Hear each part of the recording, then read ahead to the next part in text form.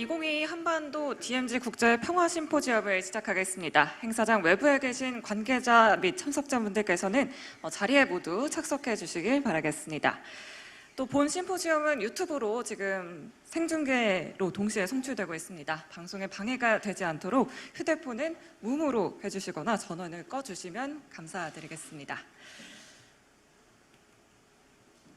자, 안녕하십니까. 2022 한반도 DMZ 국제 평화 심포지엄 사회를 맡은 아나운서 권재은입니다. 반갑습니다. 네, 본 심포지엄은 외교부와 통일부, 국방부, 민주평화통일자문회 후원으로 국민의힘 지성호 의원님과 국민일보, 또 비영리 봉사단체 코액트의 공동 주최로 진행되었습니다. 무더운 날씨에 함께해 주신 모든 분들께 감사 말씀 먼저 전해드리도록 하겠습니다. 자, 올해로 4회째를 맞이한 DMZ 평화대축제는 세계 질서의 대전환점을 맞이해서 미국 연방 하원 의원이신 영김 의원님을 초청해 국제평화 심포지엄으로 개최하게 됐습니다. 자, 이번 심포지엄은 윤석열 정부 출범 이후 대한민국의 선택은? 이라는 주제로 한국이 선택해야 할 전략 방향과 역할을 모색하고자 마련되었습니다. 국제정세 질서는 팬데믹과 러시아 우크라이나 전쟁의 장기화, 또 미중러 패권 경쟁으로 인해 급격하게 변화되고 있습니다. 탈냉전 시대 이후 국제정세의 큰 변곡점인 신경제안보 시대에 현재 도래하고 있는데요. 자, 대한민국의 선택에 한반도의 미래가 달려있는 것 같습니다. 자, 오늘 보신 한미 국제 정치 외교 최고의 전문가분들께 지금의 위기를 기회로 바꾸는 해안에 대해서 이야기 나눠보도록 하겠습니다. 자, 그럼 귀하게 모신 패널분들과 내빈분들 소개해드리겠습니다. 여러분들의 큰 박수 부탁드리도록 하겠습니다. 자, 가장 먼저 영김 미 연방 하원 의원님 참석해 주셨습니다.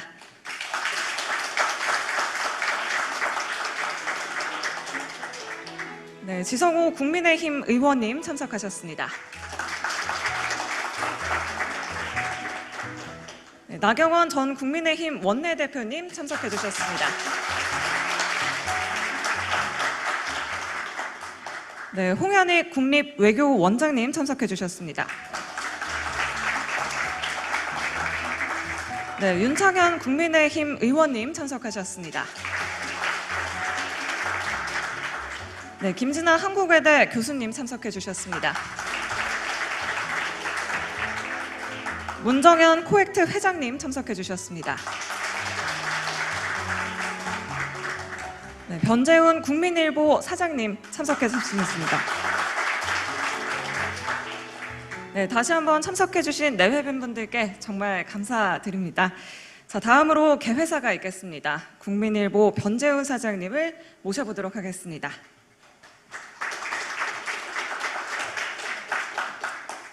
예, 반갑습니다.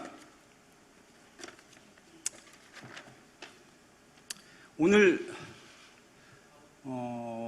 고등학생 한미 양국 고등학생으로 구성된 비영리 봉사단체라고 코액트 회원들도 함께 해주셨다고 하고 또 귀한 분들 많이 오셔갖고 제가 잠깐 국민일보 다 아시지만 제가 좀 잠깐 이 자리 빌어서 홍보를 하자면 전 신문들이 다 자기들이 정론지라고 하죠. 사시에도 뭐 정론 직필 막 이렇게 합니다. 근데 다 아시죠? 사실은 안 그렇다는 거. 언론도 지금 나뉘어져 있고 편향돼 있는 신문이 많고요. 근데 국민일보는 아시다시피 진짜로 공정한 아주 불편부당한 이런 신문으로 많은 분들이 평가를 해주시고 그래서 제가 만나는 분들한테 많이 듣습니다. 정책을 위반하고 또 여론 동향을 살필 때 국민일보를 가장 많이 참고한다. 이런 사실이 있으니까 여러분도 앞으로 참고해 주시고 국민일보에 대해서 좀 관심을 더 많이 가져주십사 해서 말씀을 드렸습니다. 오늘 평화라는 주제죠. 저는 진짜 우크라이나에서 태어나지 않은 게 얼마나 다행인지 많은 분들이 그렇게 생각하지 않겠습니까?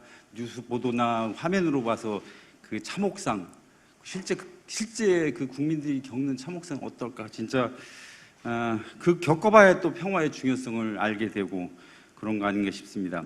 근데 우리나라 지들이 뭐 우크라이나에 태어나지 않은 거 편안하게 생각할 수가 없죠. 지금 북한이라는 위협 세력이 당장 있고 지금 7차 핵실험 뭐 여러 가지 어려우니까 우리도 진짜 평화가 얼마나 중요한지 우리가 새삼 다시 깨닫게 됩니다. 또 지금 옛날과 달라진 게 미국, 중국, 러시아의 패권 경쟁도 심해지는 것 같아요. 그래서 한국은 어떻게 해야 될 것인가? 그 일각에서는 실리를 찾아야 된다 이런 말씀을 많이 하시고 또 일각에서는 줄을 확실히 서야 된다 이런 말씀을 하시고 그랬는데 뭐 정권이 바뀌었습니다. 이번에 윤석열 정부 취임해갖고 분명히 전 정권하고 좀 다른 길을 지금 모색하는 것 같고요. 그래서 윤석열 정부 취임 이후 대한민국은 어떤 선택을 해야 되나 이 주제를 가지고 오늘 심포지움을 하게 됐습니다. 오늘 역시 그 팬이 많으신 그 물 건너오신 영김 미국 연방 하원 의원님 감사합니다. 영김 의원님은 외교위 아태 소위위원이시고 코리아 스타디 그룹 공동대표를 맡고 계시죠. 그리고 나경원 국민의힘 전 원내대표님은 뭐 외교 안보 전문가라고 뭐 정평이 나 있고요. 또 홍현희 국립외교원장, 또 사회를 보시는 김진아 한국외대 교수님도 여러 정부 부처에서 자문 역할을 하시고 이쪽 분야에서 전문가로 이렇게 알고 있습니다. 그래서 아주 가장 진짜 훌륭하고 좋으신 정통한 전문가들을 모시고 오늘 심포지움을 하게 된 것을 대단히 감사하고 감격스럽게 생각합니다. 오늘 심포지움이 갈수록 냉엄해지는 국제 질서 속에서 한국이 어떤 방향으로 과연 나가야 될지 그 실마리를 찾는 나침반이 되기를 바랍니다. 또 이 자리에 함께 해주신 그 코엑트 회원님 같이 유익한 시간이 되기를 바랍니다. 감사합니다. 네, 변정환 사장님 말씀 감사합니다. 다음은 지성호 의원님의 인사 말씀 있겠습니다.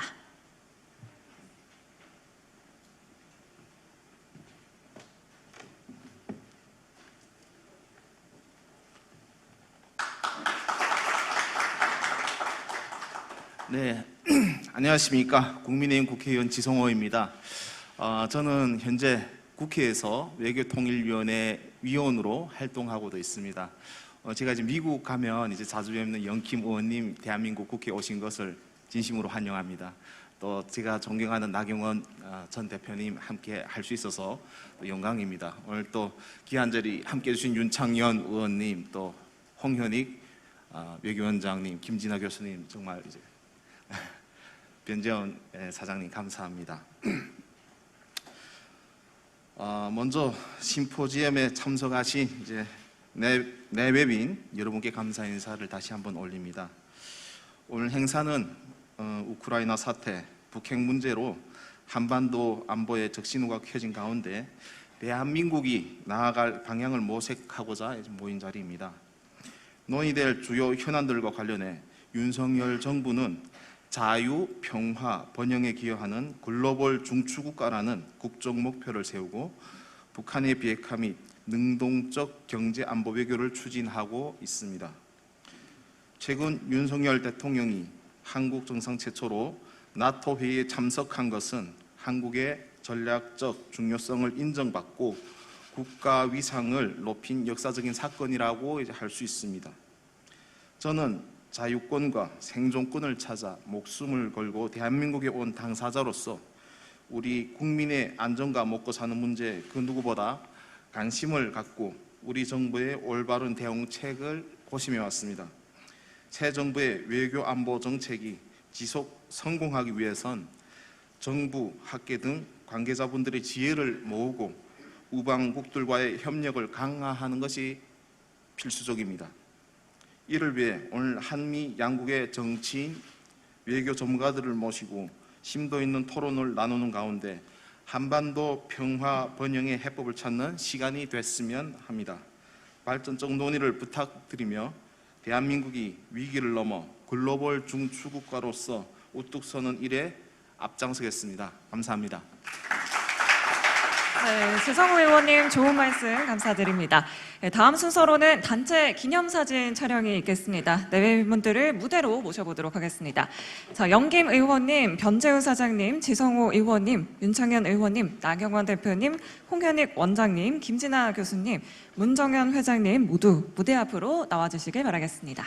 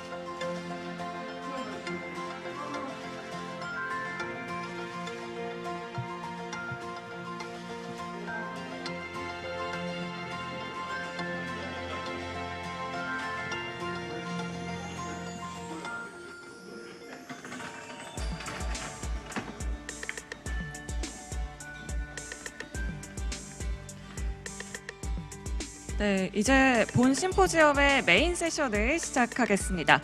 네, 순서는 모두 발언 이후에 질문과 답변, 또 마무리 발언으로 세션이 종료되겠습니다. 이후 순서는 한미 양국의 고등학생들로 구성된 비영리 봉사단체 코액트 학생들의 질의가 있겠습니다. 자, 그럼 가장 먼저 패널 세 분 소개해드리겠습니다. 영김 의원님, 최초의 한국계 여성 연방 의원으로 캘리포니아 공화당 주 하원 의원을 지내셨고요. 현재는 미 하원 외교위 아시아태평양 소위원회 위원이자 더 코리아 코커스 코리아 스터디 그룹 공동 의장으로 활동 중이십니다. 나경원 전 국민의힘 원내대표님, 국민의힘 소속 4선 의원으로 첫 여성 국회 외교통일위원장과 원내대표를 지내셨습니다. 홍현익 국립외교원장님, 국제정치학 박사로 세종연구소 안보전략연구실장을 역임하셨고 청와대 국가안보실 합창정책자문위원을 맡고 계십니다. 토론사회는 국제관계학 박사로 외교통일 합참정책자문위원이신 한국외대 김진아 교수님께서 맡아주시겠습니다. 자, 그럼 김진아 교수님께서 세션을 시작해 주시겠습니다.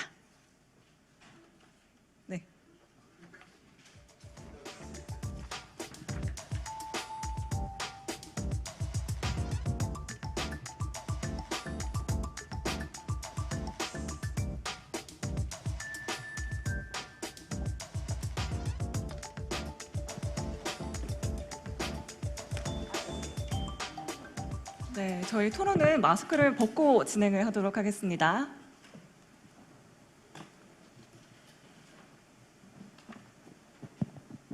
네, 소개받은 김진아입니다. 네, 오늘 이렇게 좋은 행사에 불러주셔서 감사드리고요. 오늘 이렇게 저명하신 분들과 함께 자리를 하게 되어서 영광으로 생각합니다. 아무래도 한반도 평화 체제 그리고 구축은 한국의 신정부 이후에도 한미 간의 지속적인 그런 공조가 필요한 분야라고 강조되어 왔습니다. 또한 미중 경쟁 그리고 우크라이나 사태로 인해서 아무래도 경제 안보가 또 중요한 이슈로 대두하게 되었는데요. 이런 상황에서 아무래도 오늘의 패널은 굉장히 중요한 의미를 갖는다고 할 수가 있겠습니다. 먼저 패널분들 간략한 모두 발언 이후에 이제 토론을 시작하도록 하겠는데요. 영김 의원님, 그리고 나경원 대표님, 홍영익 원장님 순으로 진행하겠습니다. 먼저 영김 의원님 모두 발언 부탁드리겠습니다.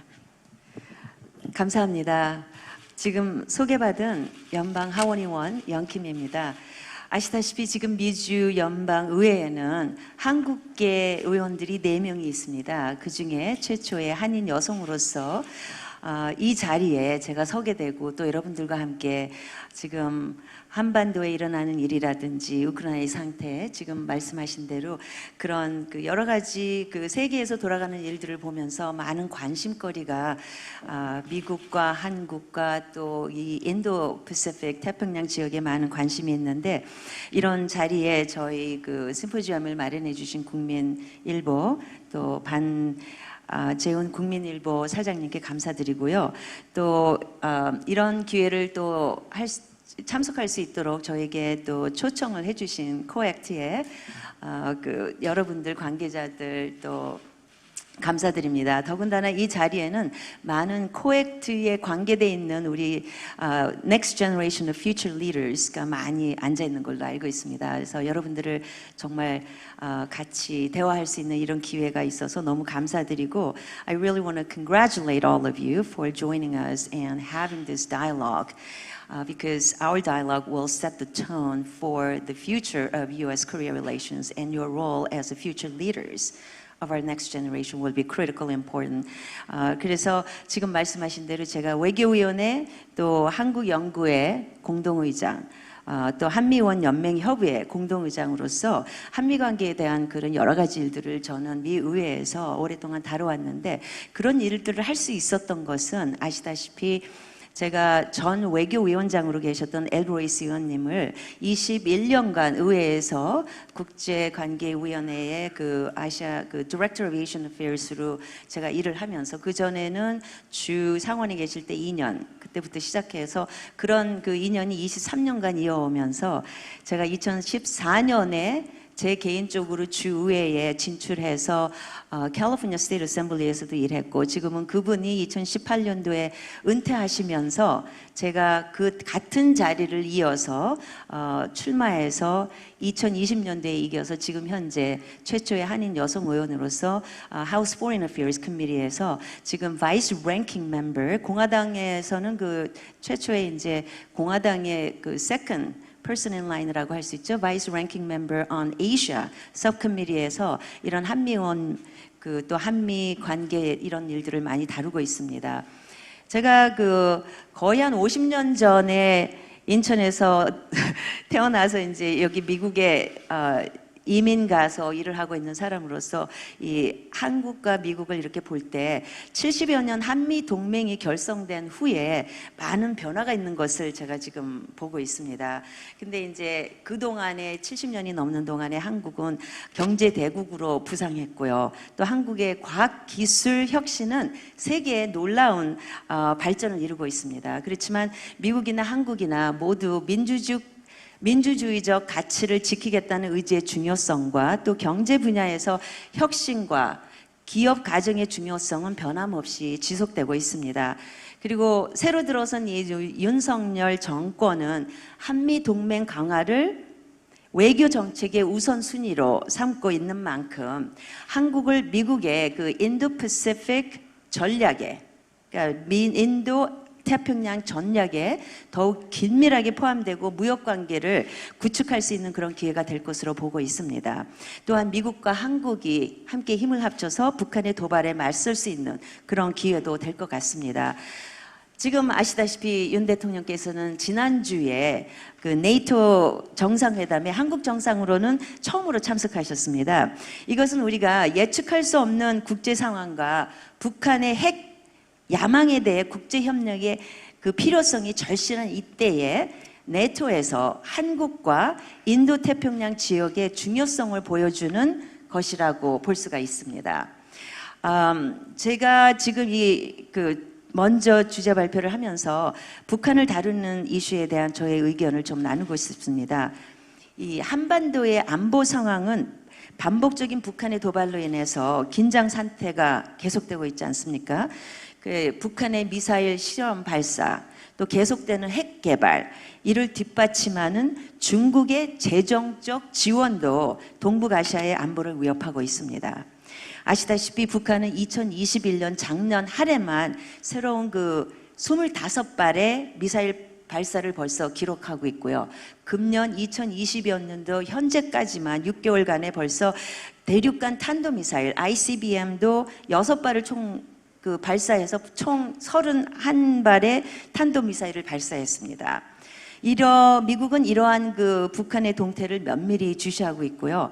북한이 국제 협약과 또 UN 제재를 위반하지 못하도록 한국과 함께 힘을 모아서 철저히 감시해야 된다고 우리는 보고 있습니다.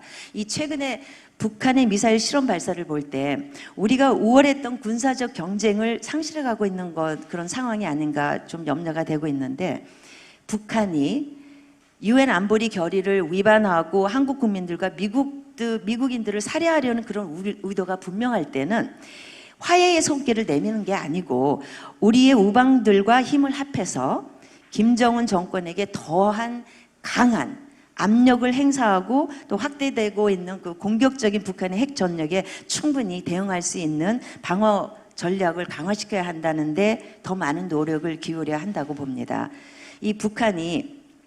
북한 정권이 정당한 이유 없이 미사일과 핵무기 테스트를 해서 동북 지역의 아시아 평화를 위협하지 못하도록 계속되는 제재를 통해서 북한의 엘리트 계층들에게 압력을 넣고 또 중국 공산당에도 실질적인 압박을 강해야 한다고 봅니다. 이를 위해서는 미국과 한국과 그리고 주변 동맹국 간의 긴밀한 그 조정과 협력이 필요하고 이것이 지역 안보의 핵심인 것입니다. 윤 대통령은 이 북한의 행동에 대해서 더 강경한 대응을 할 것으로 보이고 이 문제에 대해서는 전통적인 저의 그 미국의 대북 정책에 더 부합할 것으로 보입니다. 미국과 한국은 동반자 관계라는 틀 안에서 서로 협조하고 또한 다른 동맹 국가들과 협력해서 한반도의 안보 상황을 더 안정시켜야 한다고 봅니다. 이렇기 위해서는 앞으로 모든 조건이 충족되면 한국이 넘겨받게 될 전시작전 통제권에 의한 그 새로운 지휘 통제 구조를 조직하는 것뿐만이 아니고 강력하고 조직화된 주한미군의 유지가 필수적 요소입니다. 윤 정권의 새로운 추진 방향은 한국, 미국과 일본이 이 trilateral relationship 그 한 뜻을 모아서 북한의 행동에 대한 대응을 제시할 수 있는 또 기회를 제공한다고 생각합니다. 북한의 위협에 적절하게 대처하기 위해서는 일본과 한국이 단순하게 information sharing, 그 정보 교환의 수준을 뛰어넘는 긴밀한 협조 체제가 있어야 합니다. 이것을 성취시키기 위해서 미국과 한국과 일본이 삼국 협력 관계를 형성해서 지역 안보와 또 안정을 확보하고 공동 전선을 펼치면서 앞으로 나아가야 하는 것입니다. 우리가 말하듯이 history is very important. 역사가 중요하죠. 우리가 역사를 또 어떻게 기억하고 후손들에게 어떻게 가르치느냐, 이것도 우리 미래와 연관된 중요한 문제입니다. 한국과 일본 간에 우리 해결해야 될 그런 많은 historical 문제들이 많다는 점을 잊어서는 안 되겠죠. 그렇지만 우리가 또 반드시 기억해야 할 것은 우리가 당면한 위협 속에서 우리들의 최우선 순위는 나라의 안보와 더불어 국민들의 지속적 생존과 번영에 두어야 한다는 것입니다. 또 제가 말이 너무 많나요? 미국과 한국은 이 북한의 완전하고 검증 가능하고 되돌릴 수 없는 비핵화를 최우선 과제로 삼아야 합니다. I'm talking about complete, verifiable, irreversible denuclearization of North Korea. This has to be a top priority for the United States and for South Korea as well. 북한은 지금까지 수도 없이 비핵화를 할 의지가 전혀 없고 또 약속을 지속적으로 어기면서 신뢰할 수 없다는 것을 계속 보여주고 있습니다. 북한 정권이 인권을 준수하고 비핵화를 위해서 노력하도록 우리는 전략적 압력을 강해야 합니다. I'm talking about strategic pressure. 우리의 동맹들은 이 북한의 끔찍한 인권 유린 실태를 문제 삼아야 합니다. 이 북한 정권부터 이 검증 가능한 약속 이행을 이끌어내고 한국과 미국의 가치를 지키기 위해서 꼭 필요한 요소임을 인정하고 동참해야 한다는 그런 말씀을 드리고 싶습니다. 이 북한의 인권 문제를 따로 분리해서 다루는 것이 아니고 북핵 문제와 연결시켜서 하나로 다루어야 한다는 것입니다. 인도주의 그런 그 문제에 관한 진전은 또 이산가족 상봉을 포함한 남북한이 중요하게 여기는 일들을 실행에 옮기게 하는 데 있어서 또 필수 요소입니다. 제가 미국의 의원으로서 또 많은 한인 코리안 아메리칸을 대표하는 의원으로서 그 남북 간의 가족 상봉이 있을 때 미국에 살고 있는 거의 10만 명이나 되는 코리안 아메리칸들은 가족 상봉에 포함되지 않는 것을 보면서 항상 가슴 아파했거든요. 그래서 그런 문제도 우리가 다루어야 될 이슈가 돼야 된다고 봅니다. 만약 우리가 그 북한이 자국민들의 인권을 보장해 줄 정도로 책임감 있는 나라가 될 것이라는 확신을 가질 수 없다면 어떻게 자기들의 생존을 위해서 핵무기가 꼭 필요하다고 믿고 있는 북한이 스스로 핵 프로그램을 포기할 것을 기대할 수 있겠습니까? 안전을 얻기 위해서 자유를 포기한 사람은 둘 다 가질 자격이 없다라고 말한 그 벤저민 프랭클린의 그 주장이 있습니다.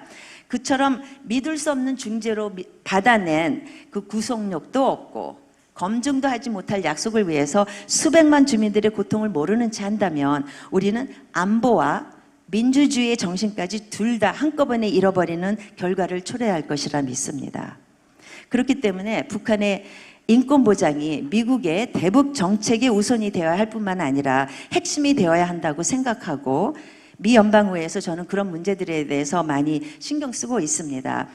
그런 문제에 대해서는 제가 질의응답 시간에 더 자세하게 말씀을 드릴 기회가 있을 것 같고요. 지금 이 안보 문제 외에도 윤 정부는 그 현재 경제 및 무역 관계 활성화를 중요시하고 있습니다. 이제 10년이 된 코러스 FTA, 한미 자유무역협정은 우리가 말하기는 골든 스탠더드라고 세계 무역 협상의 모범이 될 만큼 큰 성과를 보이면서 지금까지 한미 양국 간 경제 파트너십을 크게 강화시켜 주었습니다. 그러나 10년이 지난 지금 이 코러스 FTA는 분명히 개선돼야 되고 발전돼야 할 부분들이 있다고 봅니다. 그러기 위해서 저는 작년에 저희 미 연방의회에서 Partner with Korea Act, 한국 동반자법을 발의했습니다.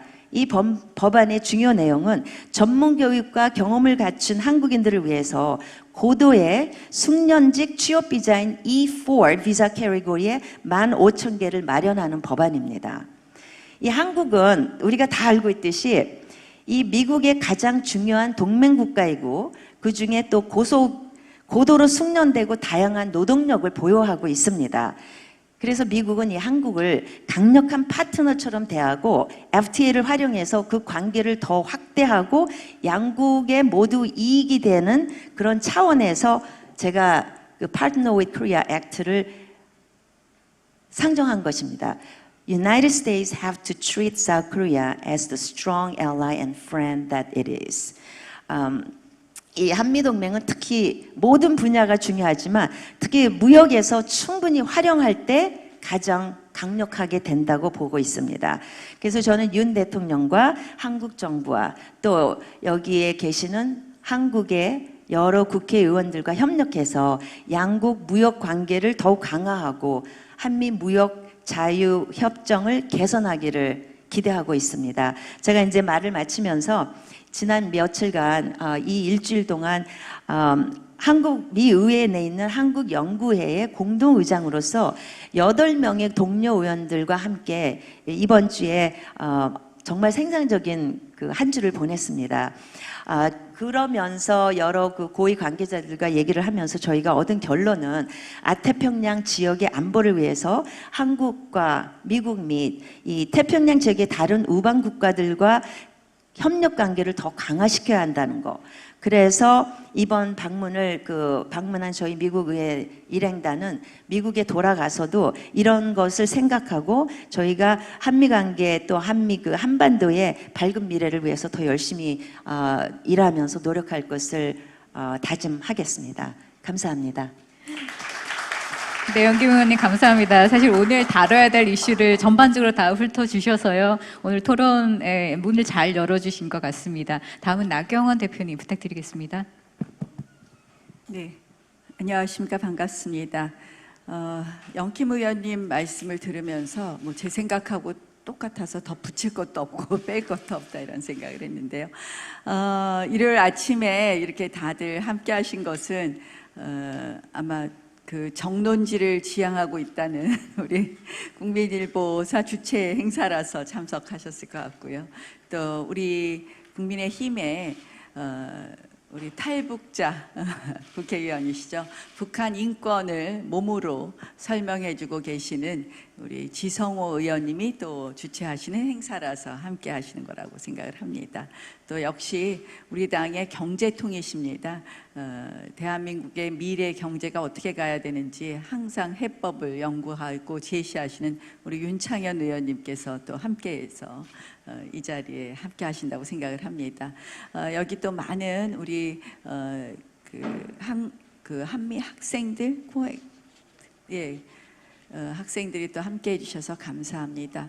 저도 이른 아침에 와야 되나 안 와야 되나 참석해야 되나 안 해야 되나 하다가 제가 너무 좋아하는 영킴 의원께서 오신다고 해서 왔습니다. 우리 영킴 의원님은 아까 설명하셨지만 미국의 그 외교위원장을 오래 하신 에드로이스 외교위원장의 보좌관으로서도 오래 활동을 하셨습니다.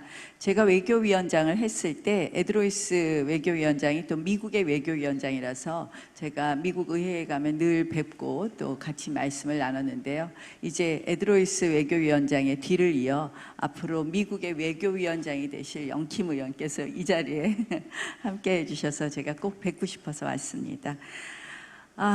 정말 참 중요한 시기에 아주 중요한 주제를 오늘 우리가 일요일 아침에 열심히 논의한다는 것 자체가 저는 굉장히 의미 있는 일이라고 생각을 하면서요. 제가 이제 뭐 여권 인사로서 늘 이런 질문을 받습니다. 새 정부가 출범해서 무엇이 달라졌나요? 이런 질문을 받습니다. 그럴 때 제가 대답하는 한마디, 가장 바뀐 것은 바로 외교안보의 기조가 바뀐 것입니다 라고 이야기합니다. 우리 새 정부의 기조, 그동안의 외교안보의 기조가 사실은 한미동맹의 중요성을 지난 5년에 조금 뭐 그 중요성에 대해서 약간 흔들리는 것 같은, 또 미중 사이에 좀 줄타기 외교를 하는 것 같은, 또 안보는 미국, 경제는 중국 이런 것을 주장하면서 사실은 전통적인 한미동맹이 매우 약화되었었습니다. 그런데 이 새 정부의 외교안보 기조의 핵심을 말하라 그러면 두 가지를 말할 수 있습니다. 전통적인 한미동맹의 강화, 그리고 또 하나는 가치 외교의 지향, 이 두 가지입니다. 그런데 이 두 가지가 바로 지금 국제사회의 흐름에 맞춰서 매우 중요한 기조의 변화이고 이 두 가지의 기조가 대한민국의 미래를 보장한다. 그래서 저는 이렇게 말합니다. 역시 대한민국은 국운이 있다. 이 중요한 시기에 우리 정부가 새롭게 탄생한 윤 정부가 한미동맹의 강화와 그리고 가치 외교를 지향하는 것 자체가 이 국제사회의 흐름과 딱 맞기 때문에 우리는 정말 국운이 있는 나라다. 저는 이것을 최근에 다보스 포럼에 대통령 특사로 방문하면서도 더 확인할 수 있었습니다. 가치 외교라는 것은 다른 것이 아닙니다. 결국 전 세계의 자유민주주의 가치와 인권을 존중하는 국가들과의 외교를 강화하겠다. 그 협력을 강화하겠다는 것입니다. 이 자유민주주의와 인권의 가치를 존중하는 것만이 전 세계의 평화, 번영, 발전, 그리고 인권을 증진할 수 있다. 이렇게 보는 것이죠. 또 하나, 한미동맹을 더욱 강화하겠다는 것은 지금 실질적으로 우리가 한미동맹은 이제 전통적인 이 안보, 군사 안보의 범위를 넘어선 경제 안보까지도 우리가 확대해야 된다. 그리고 그래서 우리가 그걸 무엇이라고 부르냐면 포괄적 전략적 동맹이다 이렇게 부릅니다. 그 한미 동맹이 포괄적 전략적 동맹으로 되면서 그것이 바로 글로벌하게도 역할을 해야 된다. 그래서 한미 동맹은 이제 글로벌 포괄적 전략적 동맹으로 이제 더 강화하고 발전시켜야 된다는 것이 윤 정부의 기조입니다. 그래서 최근 대통령 당선된 지 이제 2달이 됐는데요. 대통령 당선되자마자 바이든 대통령이 한국을 방한한 것은 매우 의미 있는 일이다. 첫 번째, 일본보다 먼저 한국을 방한했다. 두 번째, 바이든 대통령이 방한을 해서 단순히 우리가 예전엔 늘 DMZ를 먼저 가고 이 경제 부분에 있어서는 이슈가 많이 이렇게 좀 죽었었는데 가장 먼저 간 곳이 뭡니까? 삼성전자 공장이었습니다. 바로 경제 안보를 강화하겠다라는 그 메시지를 줄 수 있다는 점에서 중요했다 이렇게 봅니다. 그래서 저희 이 윤 정부의 외교 기조가 정말 바르게 잡혀 있다라고 생각을 하고 그것이 이제 실현돼 가고 있는데요. 제가 이제 아까 국제사회 흐름이 바뀌고 있는데 지금 외교 기조를 잘 잡고 있다라고 말씀을 드렸는데 그건 왜 그러느냐? 최근의 국제사회의 흐름은 우리가 이제 안보 이슈뿐만 아니라 통상 이슈를 보면요. 상당히 바뀌고 있습니다. 2차 세계대전 이후에 통상은 국제사회에 있어서 글로벌라이제이션 그리고 일레귤레이션 그러니까 규제를 하지 않고 그리고 세계화하는 것으로 계속적으로 팽창해 왔습니다. 그러나 그러한 흐름이 리먼 사태 이후에 2000년대 후반에 2008년 리먼 사태 이후에 디글로벌라이제이션, 일레귤레이션으로 바뀌고 있습니다. 한마디로 이제 이 다자주의가 전부가 아니고 우리가 소다자주의로 가야 되고 이렇게 지역 블록도 되고 이런 흐름이 있습니다. 그런 흐름 속에서 사실은 이 경제 안보, 미중 패권 경쟁 속에서 이 경제 안보라는 것이 중요해지고 있습니다. 경제 안보가 뭐냐? 여러분들 쉽게 설명을 하면 우리 한국 분들에게 쉽게 설명을 하면 우리 국민들에게 이 중국의 요소수 사태로 얼마 전에 고생을 하셨습니다. 또 우크라이나 전쟁이 일어나니까 밀가루 가격이 올라가는 것 아닌가? 또 석유 가격이 오르고 있습니다. 이런 상황에서 어떻게 해서 글로벌 공급망, 어떻게 해서 이 시장에 있어서의 원자재 수급이라든지 우리가 또 납품하는 것이 제대로 납품되고 이러한 공급망을 어떻게 구축하냐가 너무나 중요한 시기가 되었습니다. 그런 시기 속에서 우리가 한마디로 가치 외교를 추구하는 것이 왜 중요하느냐? 결국은 같은 가치를 가지고 있어야지만 이 공급망이 안정적으로 될 수 있다. 최근에 미국에 이제 곧 방문하는 제니 앨런 재무장관이 이런 말을 했습니다. 예전에는 교역이라는 것이 free and fair가 중요했다면 이제는 free but secure. 그러니까 자유보다는 안전한 게 중요하다 이렇게 바뀌었습니다. 그래서 같은 가치를 추구하는 국가들끼리 함께 했을 때 이 경제 공급망도 안정적으로 된다 이런 것을 추구하고 있는 것입니다. 그래서 이러한 흐름으로 가고 있는 이 와중에 우리가 동맹을 강화하고 그 동맹이 단순히 군사 동맹이 아니라 경제 동맹까지로 확대한다는 것은 매우 의미가 있다. 그래서 저는 이 국제사회 흐름과 우리 정부의 외교 기조는 딱 맞다. 그렇지 않으면 우리만 도태될 수 있다라는 말씀을 드리고 싶습니다. 또 안보도 마찬가지라고 생각합니다. 이러한 흐름을 가속화하는 것이 바로 러시아의 우크라이나 침공입니다. 사실 미중 패권 경쟁에서 미국이 상당히 어떻게 보면 이런 공급망 구축이나 이런 부분을 좀 주도한 부분이 있었는데 모든 국가가 참여하지 않았었습니다. 초기에는. 그런데 이 러시아 우크라이나 침공으로 인해서 이것을 이제 가속화할 것이다 이렇게 봅니다. 저는 새 정부의 이 외교 기조가 지금 국제사회 변화와 딱 흐름에 맞고 그렇게 하기 때문에 대한민국의 평화, 번영, 발전은 물론 국제사회 평화, 번영, 발전을 가져올 것이다 라는 말씀을 드렸는데요. 거기에 덧붙여서 지금 새 정부가 강조하는 것이 글로벌 중추 국가입니다. 결국 과거에는 우리 대한민국의 경제 지위에 걸맞는 국제사회에서의 책임을 다하지 않았다라는 비판을 일부 받았습니다. 한마디로 우리만 잘 사는 얄미운 국가가 이렇게 되어갈 뻔했는데 이제는 글로벌 중추국가로서의 책임을 다하겠다는 것이 윤 정부의 기조입니다. 책임을 다하겠다는 것이 단순히 우리가 뭐 국제기구에 분담금을 더 내겠다, 우리가 국제 분쟁이나 이러한 부분에 있어서 적극적으로 더 많은 원조를 하겠다, 이런 것뿐만 아니라 우리가 가지고 있는 기술이라든지 우리가 가지고 있는 여러 가지 자원, 인적 자원이나 이러한 부분을 필요할 경우에는 우리가 공유하는데 앞장서겠다라는 그런 의미로 보시면 될 것 같습니다. 저는 뭐 오늘 남북 관계나 이런 DMZ의 평화의 문제가 단순히 이 안보 이슈로 국한되지 않는다고 생각합니다. 이 평화를 추구하기 위해서는 이런 모두 국제사회와의 어떠한 협력, 그 협력은 단순히 안보 협력뿐만 아니라 경제 협력까지도 같이 해야 된다는 점에서 이렇게 전체적인 측면에서 보았을 때 우리 대한민국의 방향은 바로 가고 있다. 그래서 윤 정부와 함께 우리가 대한민국이 앞으로 그 역할을 할 수 있도록 우리가 역량을 모아야 된다, 이런 생각을 해봅니다. 고맙습니다. 네, 감사합니다. 아무래도 여당 대표 인사로서 한국의 신정부의 외교정책 방향성을 잘 설명해 주신 것 같습니다. 지정학적으로 사실 복잡한 것들이 많이 얽혀 있죠. 아무래도 주변 국가의 여러 가지 상호 의존성 이런 것들 때문에 상당히 고려해야 될 사안들이 많을 것 같은데요. 나중에 토론 기회 때 또 한번 여쭤보도록 하겠습니다. 다음으로 홍영희 원장님 부탁드리겠습니다.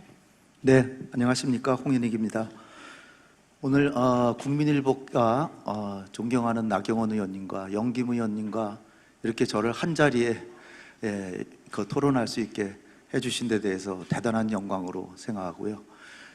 저는 뭐 두 분 의원께서 말씀하신 내용들이 워낙 좋기 때문에 가능한 간단하게 지금 우리가 당면하고 있는 외교 안보적 위기가 무엇인가만 말씀드리고, 거기에 대한 윤석열 정부가 기본적으로 어떻게 대응하고 있다 말씀드리고, 그 다음에 이제 토론에 응하겠습니다. 사실 그 윤석열 정부가 등장할 때 우리 대한민국이 너무나도 어려운 많은 그 도전적 요소들에 지금 둘러싸고 있습니다.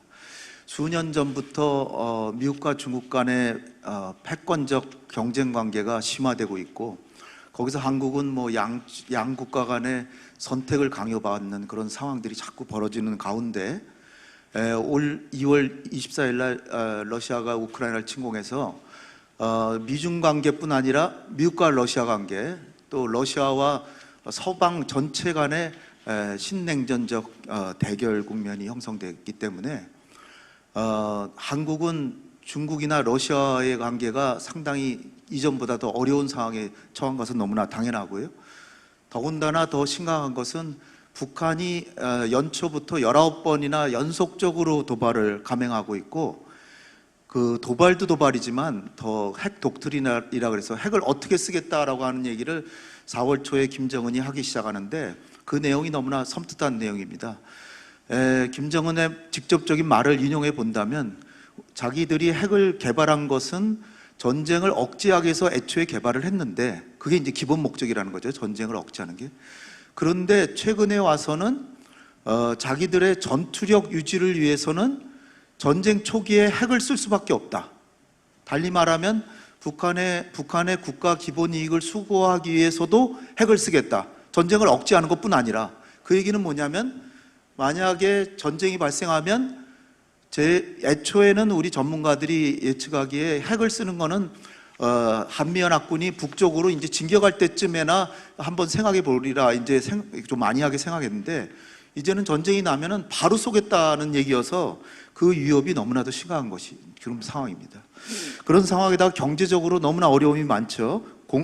우크라이나 사태도 있고, 중국의 제로 코로나 정책으로 인해서 공급망이 불안해졌고, 그 다음에 물가가 엄청 오르고 있고, 금융이 불안해지고, 또 독일과 일본이 획기적으로 국방비를 증액하고, 서유럽 중립국들도 나토를 가입해서 결국은 이제 전 세계가 또 다른 신냉전적 구조로 들어가면서, 한러 관계는 우리가 대한민국이 또 책임 있는 중견 국가로 러시아의 침략국에 대해서 제재를 가하니까 러시아는 한국을 비우호 국가로 지정을 했습니다. 그러니까 한러 관계도 지금 안 좋아졌고, 중국은 윤석열 대통령께서 5월 달에 한미 정상회담을 통해서 북한의 이 핵 위협에 대해서 우선적으로 국민의 생명과 안전 수호하는 것이 중요하니까 한미연합훈련도 핵 대비해서 하고, 그 다음에 여차하면은 북한이 핵으로 위협하면 수시로 미국의 전략 자산을 전개하고 핵 억지력을 강화하려는 조치들을 취하면서 한미 동맹을 안보, 경제, 기술 동맹으로 확대하는 포괄적 전략 동맹으로 지금 발전시키고 있습니다. 그런 상황이 되니까 또 일본과도 또 관계를 개선하려고 지금 하고 있기 때문에 거기에 따라서 또다시 북중러 간의 유대가 강화되고 이런 상황들이 벌어지니까 결국은 우리 대한민국이 처한 외교적인 어려움이 10가지가 지금 넘습니다.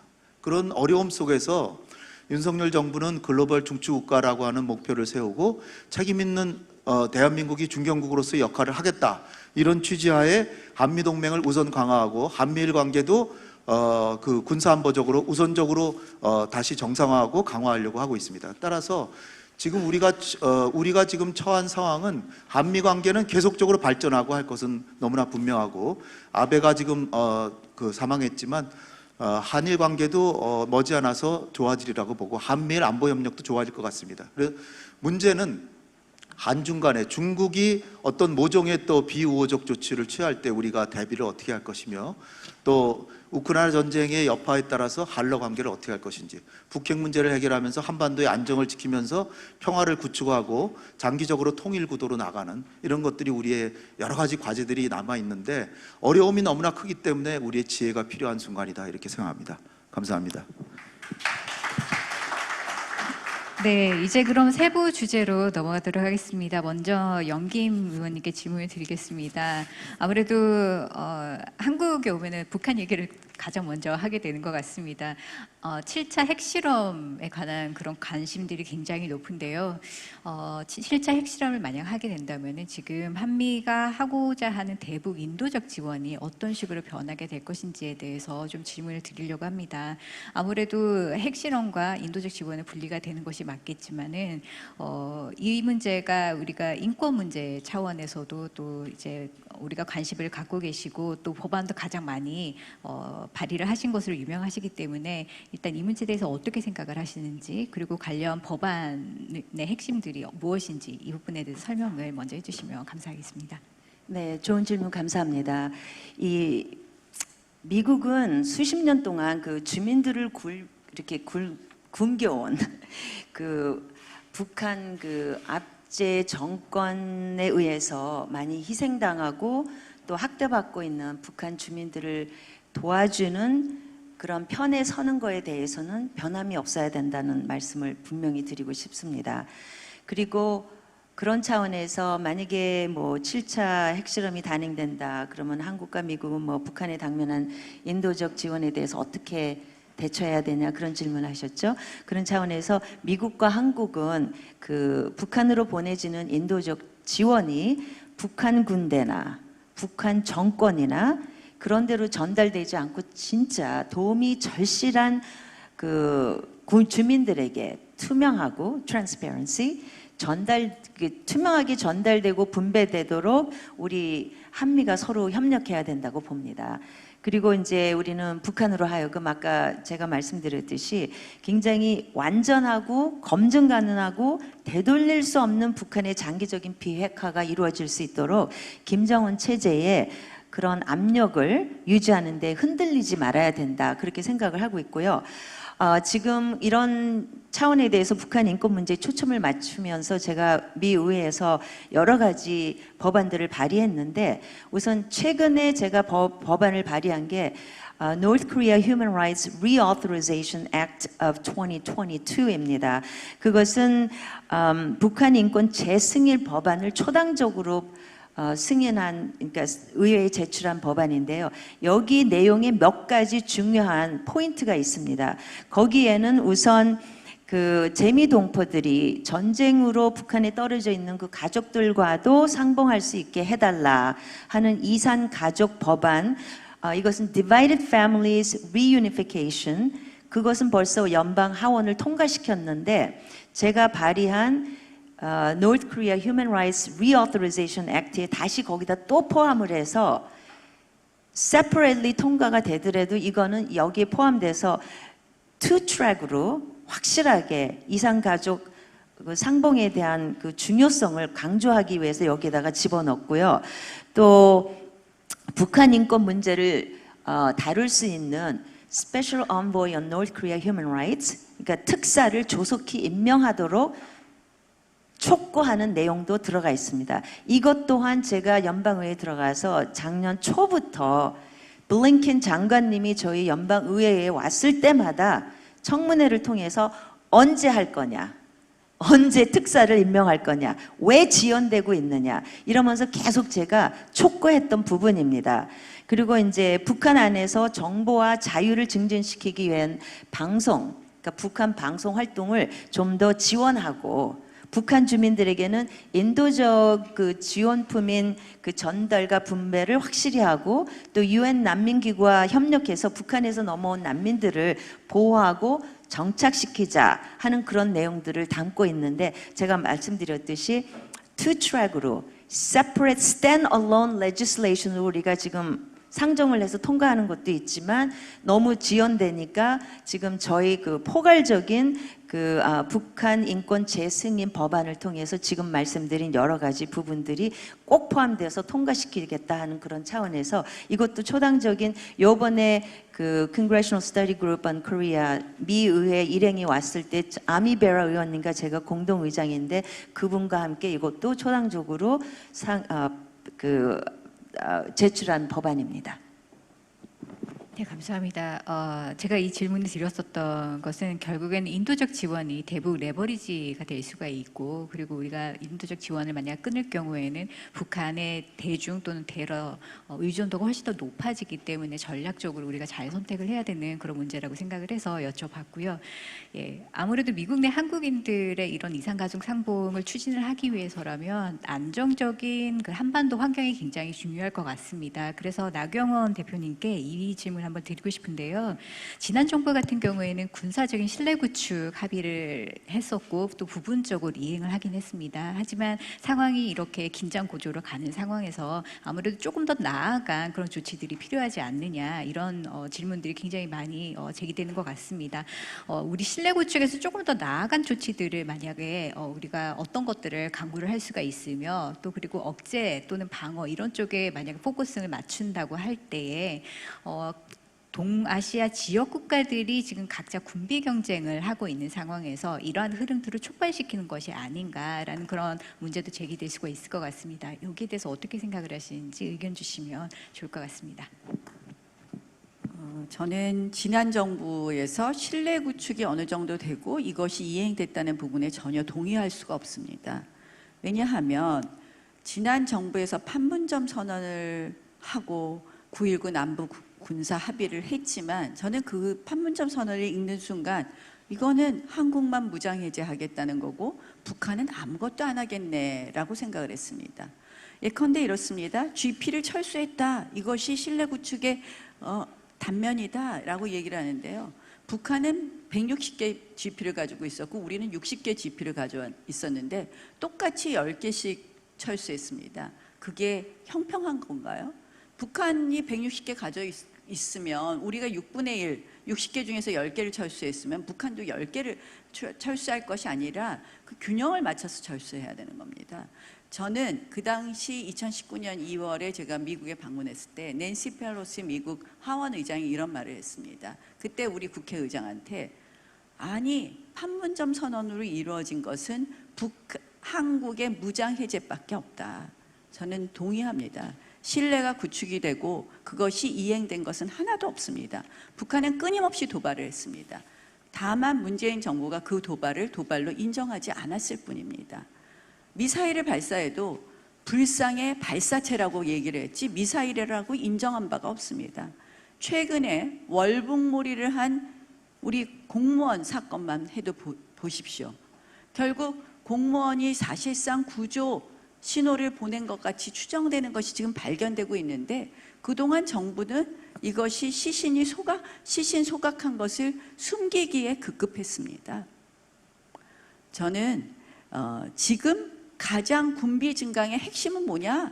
아시아 국가의 군비 증강, 한국과 일본의 군비 증강, 미국의 군비 증강이 아니라 미사일을 도발하고 핵 능력이 고도화된 사실상 핵 보유국을 인정해달라는 북한의 군비 증강이 가장 막강한 거다. 무기 중에 으뜸이 뭡니까? 바로 핵 아니겠습니까?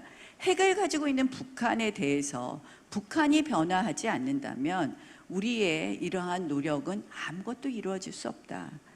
저는 이럴 때는 힘을 통한 평화가 필요할 때이다.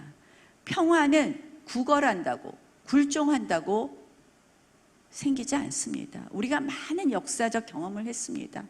뮌헨 협정을 통해서 체인벌린 영국 수상은 이제 평화를 얻었다라고 했지만 독일 나치는 바로 그 다음에 히틀러는 2차 세계대전을 일으켰습니다. 평화는 말로 이루어지지 않습니다. 지금 가장 중요한 것이 북한이 어떻게 미사일을 핵을 포기하고 이제 국제사회의 룰로 나올 수 있게 하느냐, 이게 핵심이라고 생각을 합니다. 그것은 투트랙 필요하다. 저는 지금 말씀하신 인권에 대한 어떤 북한의 요구를 강화하고 그것을 통해서 유엔에서의 대북 제재를 강화하고 이러한 것이 다 그런 노력의 일환이라고 생각을 하고요. 영킴 의원께서 발의한 법안들에 대해서 적극적으로 동의하고 감사하게 생각합니다. 우리도 북한 인권법을 통과시키려고 제가 2004년에 초선 의원이 됐는데요. 제가 최초로 그 당시에 어떻게 했느냐, 그 당시 노무현 정부가 유엔에서 북한 인권 결의안을 채택하는데 대한민국 정부만 반대하거나 불참했습니다. 부끄럽게. 제가 북한 인권 결의안을 최초로 국회에서 발의를 하고 그리고 북한 인권법을 공동 발의했습니다. 북한 인권법 통과시키는데 딱 10년 걸렸습니다. 제가 2015년에 외통위원장 할 때 2016년 그래서 본회의는 2016년 1월에 통과했습니다. 북한 인권법을 그때 통과시켰습니다. 그런데 지난 5년 동안 무엇을 했느냐? 북한 인권법에 따른 북한 인권재단을 끝끝내 재단이 출범하지 않게 했습니다. 북한 인권재단을 출범하려면 이사를 이 양당이 추천해야 되는데 민주당이 끝까지 추천하지 않아서 북한 인권재단이 출범하지 않았습니다. 결국 이 신뢰 구축을 하는 것은 우리가 또 무슨 이거 하나 할게 하고 해서 지금 무기 몇 개 빼자 이런 걸로 신뢰 구축이 되는 게 아닙니다.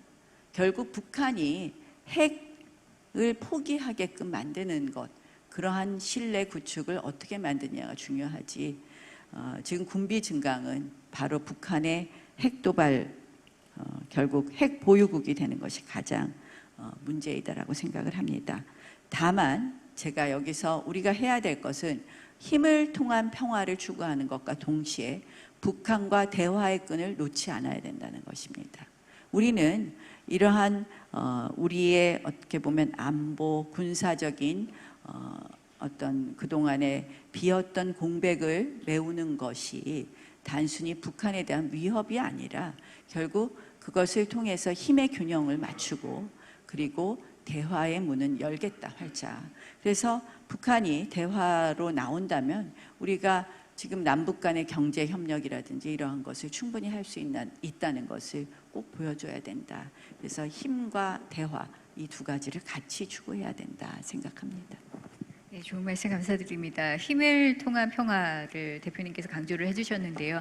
굳이 한반도뿐만이 아니라 어떻게 보면 전 세계적인 추세로 강조가 되는 것 같습니다. 아무래도 우크라이나 사태 이후에 나토의 이제 중립국이었던 스웨덴과 핀란드가 이제 참여를 하고, 그리고 이번에 윤석열 대통령께서 참석한 나토 정상회의에서도 이제 새로운 전략 기념을 얘기를 하면서 중국과 러시아를 도전 세력으로 지목을 했죠. 자, 이런 상황에서 아무래도 한국의 고민은 조금 더 깊어질 수밖에 없을 것 같습니다. 특히 러시아의 관계 그리고 중국과의 관계, 이 관계가 어떻게 변할 것인지 여기에 대해서 홍현익 원장님께 한번 여쭙도록 하겠습니다. 네, 윤석열 대통령께서 지난달 말에 나토의 초청을 받고 역사상 처음이죠. 대한민국 대통령으로서는 처음으로 나토 정상회의에 참석하셨는데요. 이거는 그야말로 우리나라를 선진 민주국가로 나토라고 하는 서방의 선진 민주국가들이 인정한 것이로서 이에 대해서 아마 제가 생각할 때는 문재인 정부라도 아마 가시지 않았을까 생각합니다. 문재인 대통령도. 그런데 윤석열 대통령은 더 기꺼이 여기 참석하셨는데 가셔서 자유와 민주주의, 인권, 법치주의를 지향하겠다는 것을 보여줘서 국제사회에 책임 있는 글로벌 중추국가로서 역할을 다하겠다는 의지를 표현하신 것이다. 이렇게 생각합니다. 그래서 여기에 대해서 중국이 좀 볼멘 목소리들이 좀 나오기도 했는데 우리 정부의 정책은 전혀 중국을 배제하거나 중국을 소외시키려고 하는 것이 아니라 국제사회에서 올바른 질서를 세우고 자유와 민주주의, 인권 이런 중요한 가치들에 동참하려고 하는 것이지 중국을 배제하려는 것이 아니다. 중국이 여기에 대해서 불만이 있다면 자기들이 인권과 민주주의라고 하는 보편적 가치를 지키면 되는 것이라고 저는 봅니다. 단지 이번 나토 정상회담에서 12년 만에 러시아를 직접적인 위협으로 명시했고 중국에 대해서 처음으로 나토의 이익과 안보 가치에 대한 도전이라고 이제 규정을 했습니다. 그러니까 중국으로서는 마음이 편하지 않겠죠. 나토가 저 멀리에 있는데 아시아 국가들을 불러다가 참관하게 하고 그런 가운데 중국을 도전 세력이라고 이제 규정을 했기 때문에 이렇게 민주진영 대서양 국가들이 권위주의 국가의 대결을 새로운 냉전 구도의 가상적처럼 이렇게 내세우고 있는 데 대해서 중국으로서는 당연히 싫을 수밖에 없겠죠. 그런데다가 이제 우크라이나 전쟁으로 인해서 한국이 러시아에 제재도 가하고 그리고 북한이 또 저렇게 도발하려고 그러니까 우리도 국가안보를 위해서 더 국력을 증강하고 국방력을 증강하고 한미 간의 확장 억지력을 더 강화하는 이런 상황에서 결국은 우리가 조금 우려를 해야 된다고 하는 것은 한국이 위치한 지정학적인 위치가 중국과 러시아, 북한이라고 하는 나토나 서방 진영에서 일종의 가상적이라고 생각하는 그 경계선에 우리가 존재하고 있다는 것이죠. 그래서 우리의 국력이나 우리의 국익을 생각할 때 우리가 사실 대한민국 정부가 중국이나 러시아하고 적대적으로 갈 생각은 전혀 없습니다. 어쨌거나 좋은 우호 관계를 가지려고 하는데 그러나 이번 경우처럼 우크라이나를 이웃 나라를 군사적으로 침략하거나 또는 중국이 우리는 우리의 국가 안보를 위해서 사드를 배치했는데 우리에게 정말 쓸데없이 보복을 한다거나 거기에 대해서는 대응을 해야 되는데 문재인 정부에서는 중국과의 관계가 중요하다고 그냥 사실상 참아왔던 거죠. 그런데 이제는 윤석열 정부는 중국에 대해서 할 말은 하고 상호 존중하는 자세가 우선적으로 확립돼야 우호 관계가 된다라고 하는 그런 뚜렷한 원칙을 갖고 있습니다. 그간에 우리가 중국으로부터 많은 무시를 당하고 그 불이익을 당해왔다라고 생각하는 것에 대한 우리 국민적 정서를 정책에 이제 반영한 것입니다. 그래서 정부는 지금 이제 향후에 중국이 어떻게 나올까를 예의주시하면서 사실 8월 24일이 한중 수교 30주년입니다. 그래서 중국도 지금 윤석열 정부가 한미동맹을 더 강화하고 국가안보를 더 튼튼히 하고 이런 데 대해서 내심 우려하지만 우리에 대해서 아직까지 뚜렷한 보복 조치를 가하고 있지는 않습니다. 그러나 사드 배치 시를 생각하면 어떤 조치를 가할 수 있을지도 모릅니다. 거기에 대해서 우리가 충분히 대비하면서 중국에 대해서 우리가 적대적인 의사를 갖고 있는 건 없다는 것도 설명하면서 이렇게 나아가려고 이제 하고 있습니다. 특히 러시아의 경우에 있어서는 러시아가 사실 한러 관계가 있고 일본과 러시아의 관계가 있는데 크리미아 반도 때는 일본이 더 러시아에 대해서 강력하게 제재를 했고 한국은 오히려 제재를 안 했습니다. 그런데도 일본은 러시아에게 설명을 하면서 사할린 사업이나 그 어떤 석유 채굴, 가스 채굴 사업 같은 걸 얻어내고 했는데 우리는 러시아와의 관계를 그렇다고 해서 제재를 안 가했는데도 더 가까워지지는 않았습니다. 그런데 이번의 경우에서는 일본이 러시아에 대해서 아주 강력하게 제재를 하고 있고 일본에 대해서는 러시아가 외교관을 추방하고 그 다음에 사할린2 사업을 일본 기업들이 진출하고 있는데 사실상 쫓아내고 있는 상황이고요. 평화협상도 중단했습니다. 아직은 한국에 대해서는 비우호 국가로만 지정하고 있는 상황이고 한국과는 러시아가 관계를 그렇게 크게 나쁘게 할 생각은 아직은 없는 것 같습니다. 그러나 어쨌든 이런 움직임들이 한중 한러 관계에 있어서 그렇게 좋은 방향으로 가고 있는 것은 아니기 때문에 우리 정부의 더 지혜로운 외교가 지금 필요한 시점이 아닌가 이렇게 생각이 됩니다.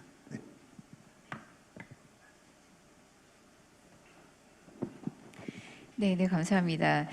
나경원 대표님께서 사실 글로벌 중추 국가에 대해서 강조를 해주셨는데요. 저도 미국의 입장도 함께 좀 들었으면 좋겠다는 생각이 듭니다.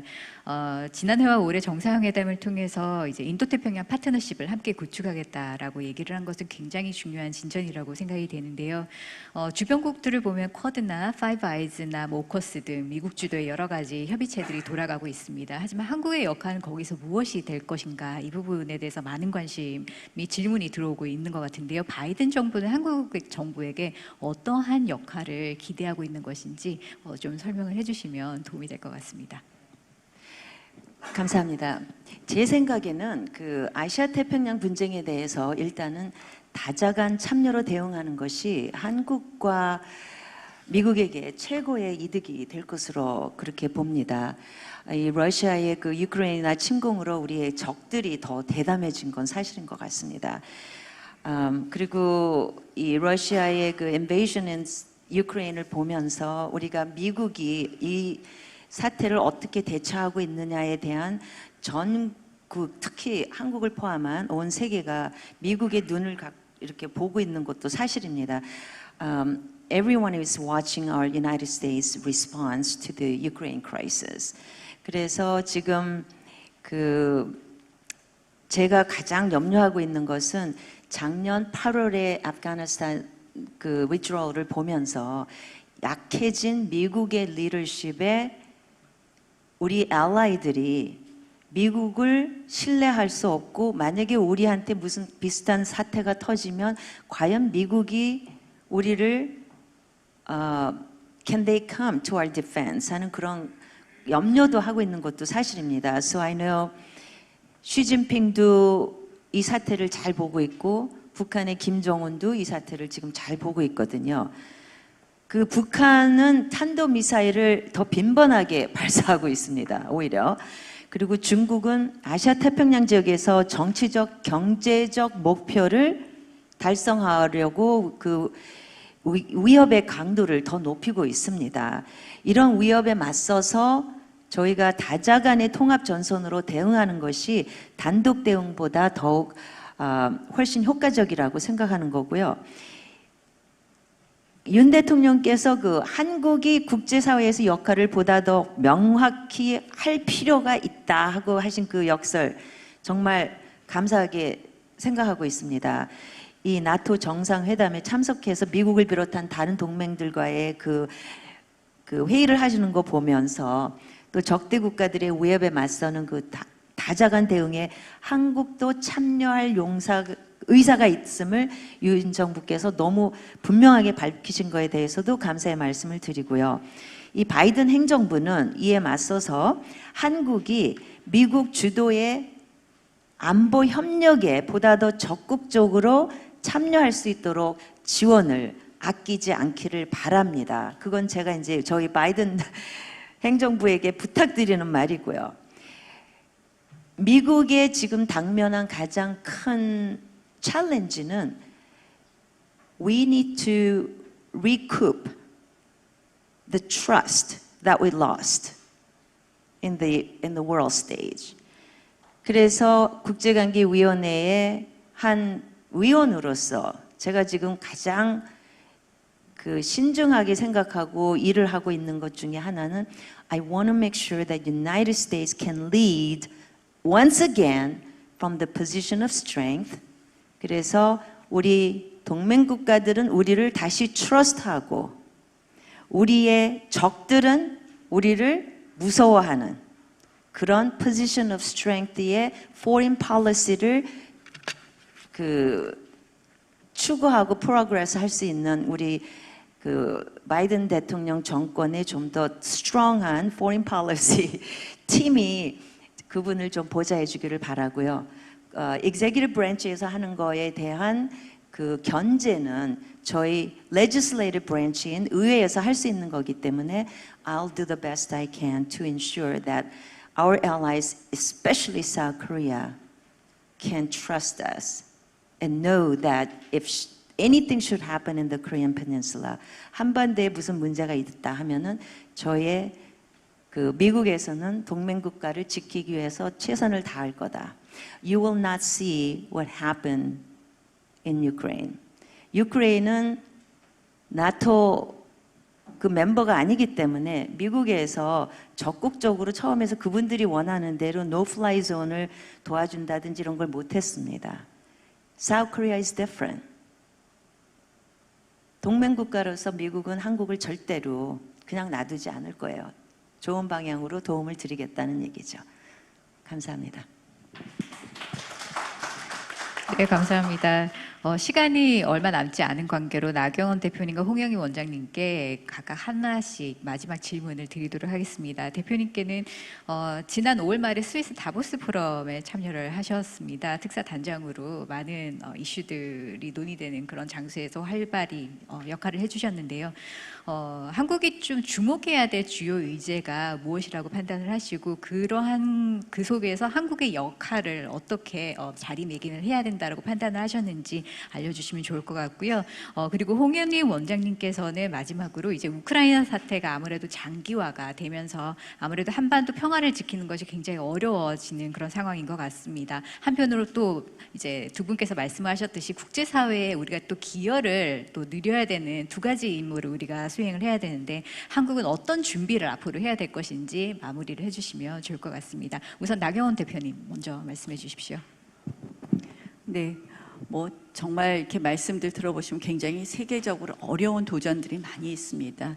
그리고 굉장히 어려운 도전들이 많은데 이 도전들을 어떻게 극복할 것이냐, 우리가 단순하지 않다. 이건 굉장히 여러 가지 힘을 이용하고 또 여러 가지 관계를 이용해야 된다 이런 생각을 하는데요. 제가 이제 5월 말에 다보스 포럼에 다녀왔습니다. 다보스 포럼은 아시다시피 세계 정치 경제 지도자들이 모두 함께 모이는 곳인데요. 올해의 주제는 History at the Turning Point였습니다. 그러니까 뭐 시대의 대전환 이런 거였는데요. 한 3가지 정도가 주요 의제였다라고 말씀을 드릴 수 있겠습니다. 첫 번째가 경제안보입니다. 경제안보, Economic Security. 저는 사실은 이러한 이 경제안보 부분에 우리가 집중해야 되는 거. 이제 윤 정부는 경제안보 비서관을 두고 지금 한미 경제안보 대화를 하겠다 이런 입장을 표했는데요. 앞으로 세계는 어떻게 안정적으로 글로벌 공급망을 구축하느냐 뿐만 아니라 이 경제가 바로 안보이다. 단순히 군사만 안보가 아니라 경제가 안보이다라는 시대로 접어들었습니다. 그래서 이 경제 안보 이슈가 최근에 아까 말씀드린 것처럼 러시아의 우크라이나의 침공으로 인해서 더 그 중요성이 강조되고 모든 정상들이 전부 경제 안보를 입에 달고 다녔습니다. 사실은 이 한가운데에 있어서 우리도 그 역할을 분명히 해야 된다. 그건 뭐냐? 제가 아까 모두에 말씀드린 것처럼 가치 외교를 중심으로 해서 결국 자유민주주의 가치를 중시하는 국가끼리 이 경제 안보의 틀을 잘 만들어 가야 되는 것이다. 폰데어 라이엔 그 EU 집행위원장도 그 연설에서 경제 안보를 강조했습니다. 제가 이 경제 안보가 더 중요해졌다. 전통적인 군사 안보보다 이런 걸 느낀 것은 제가 작년에 워싱턴에 방문해서도 느꼈습니다. 국무성 분들을 만났는데요. 예전 같으면 북한 이슈만 1시간 얘기를 하는데 북한 이슈 5분 얘기하고 바로 이코노믹 시큐리티 얘기를 합니다. 경제 안보에 있어서의 대한민국은 왜 중요하느냐? 우리가 가장 중요한 지금 세계 산업의 핵심적인 기술을 많이 가지고 있기 때문입니다.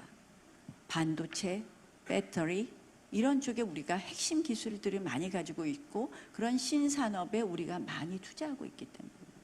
그것은 굉장히 우리로서는 이러한 험한 글로벌 도전 속에서 우리가 가지고 있는 강점이다 라는 말씀을 드리고요. 그 다음 두 번째 중요한 주제는 탄소 중립, 녹색 성장이었습니다. 지금 세계는 탄소 중립에 목표를 다 세우고 있습니다. 이것은 세계 미래, 뭐 지구가 좋은 환경을 갖고 멸망하지 않아야 된다, 이런 미래도 중요한 것뿐만 아니라 이것이 바로 신산업이기 때문입니다. 녹색 산업은 신산업입니다. 이 탄소 중립의 이 의제에 대한민국이 빨리 뛰어들어야 된다고 생각을 합니다. 왜냐하면 미래 신산업의 새로운 표준을 규율하는 데 있어서 우리가 이때 뛰어들지 않으면 우리 기업이나 우리 산업에 불이익한 영향을 미치기 때문입니다. 그 대표적인 것이 그동안은 사실은 파리 기후변화회의라든지 이런 국제 회의를 통해서 아젠다를 정해왔다면 이제 이것을 좀 더 규율하자, 이것이 좀 더 실행되게 하자라는 것으로 그동안 돈이 그 역할을 많이 했습니다. 여러분들이 잘 아시는 세계적인 투자금융회사인 블랙락 같은 데서는 애플에 투자를 하면서 너희들 탄소가 배출되지 않는 그러한 에너지로 생산된 부품만 공급받아라.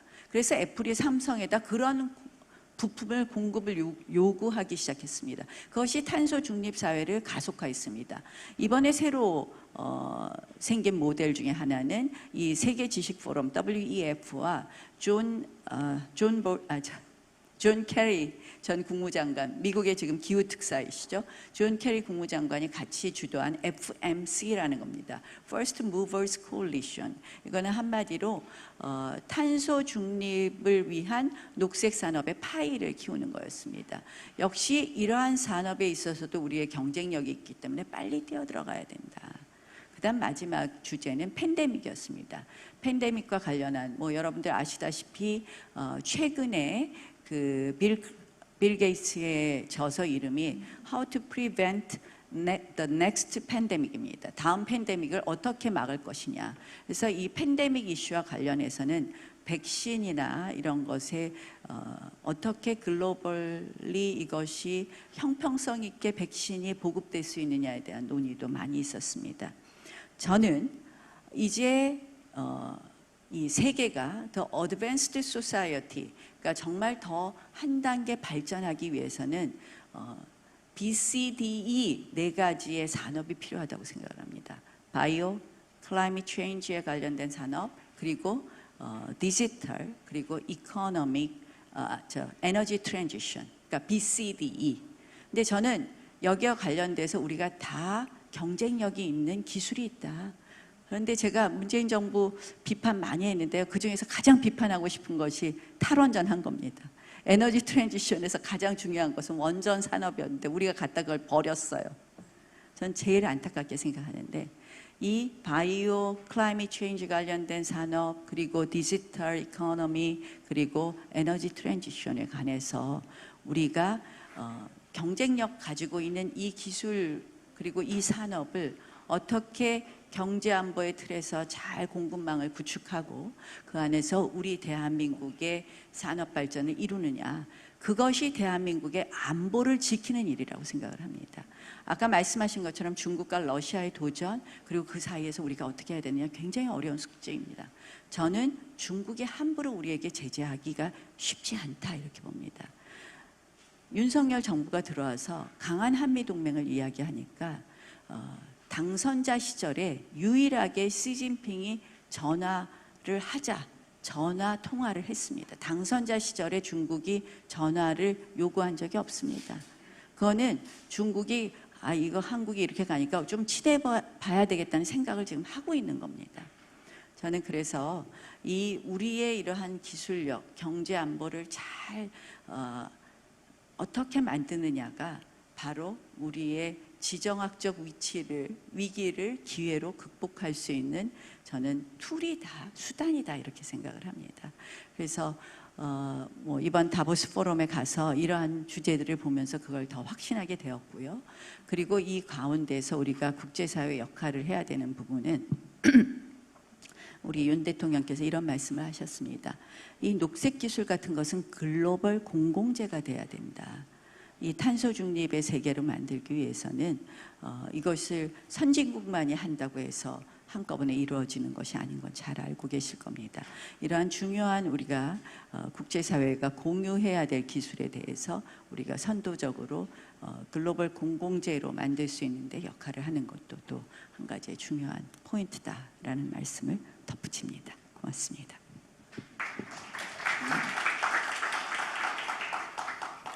네, 나경원 대표님께서 그 다보스 포럼에 가셔서 세계 그 정말 최고의 지도자들을 다 만나고 오셔서 정말로 너무나 부럽기도 하고 너무나 저 외교부에서는 감사의 말씀을 제가 대신 드려야 될 것 같아요.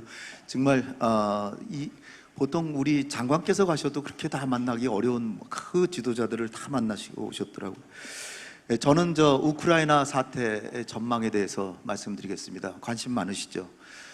전쟁이 지지부진하지만 그렇다고 해서 우크라이나가 빨리 복속된 것보다는 훨씬 나은 결과인데요.